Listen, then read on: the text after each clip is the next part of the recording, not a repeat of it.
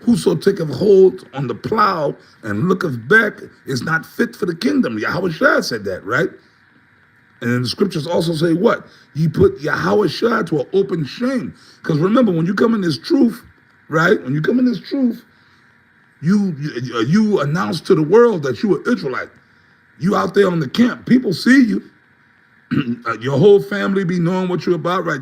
Your family, your woman you be telling her the truth. You be trying to teach her the truth. Look, you gotta accept the truth. You gotta, right? Because I know how it is when you first come in the truth, especially when you're young.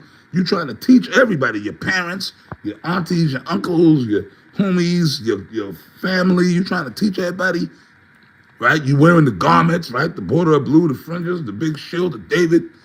You proclaiming the truth, and you proclaiming the name of Yahweh Shai. You cursing them out. So you celebrating these holidays. You're doing all this wickedness, all this other stuff, right? You doing all that, right? You confirming it, and to the point where you even get into beef. You have fallouts with your family or with women or whatever it might be over its truth.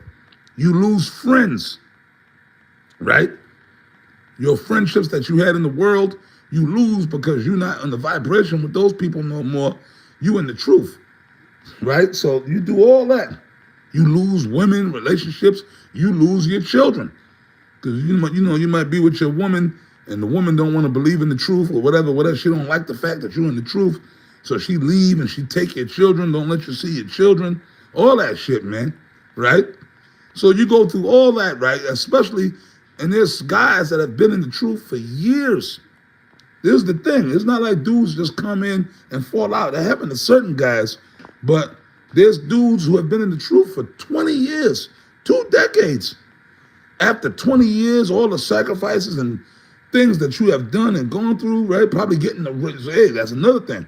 Then, behold, the devil shall cast some of you into prison that you may be tried. Dudes have been locked up in jail for this thing. So after all that, how could you fall out? Because it's all spiritual. That should be like, if you don't have the spiritual understanding, it could be mind-boggling, right? But we have the understanding, so it's not mind-boggling to us. A lot of dudes have fell out. Like I said, I can recall, man, shit, 35 years I've been in this thing. You know how many brothers I seen come and go, you know? But that's why I quoted those particular scriptures. But see, those were important scriptures I quoted. Whoso taketh hold in the plow and looketh back is not fit for the kingdom. So those guys, all the guys that fell out and went back in the world, they're not going to make it, man. Because after you, remember the other scripture, Yahweh Shai spoke on that. Right? When the unclean spirit is gone out of a man, right? He walketh in dry places.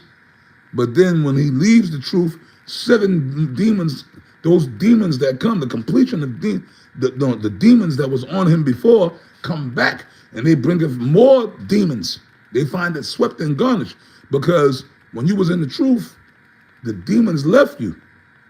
So your spirit is clean, right? So when you fall out the truth, those demons that were on you before come right back to you and bring 7 more demons. Really, it don't actually mean 7. 7 represents completion, a complete amount of demons. That's why these guys that fall off, they become complete reprobates.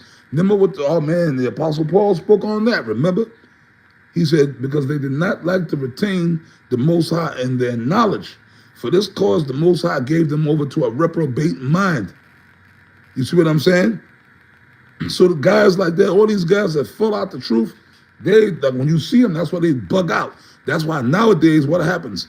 They become scoffers.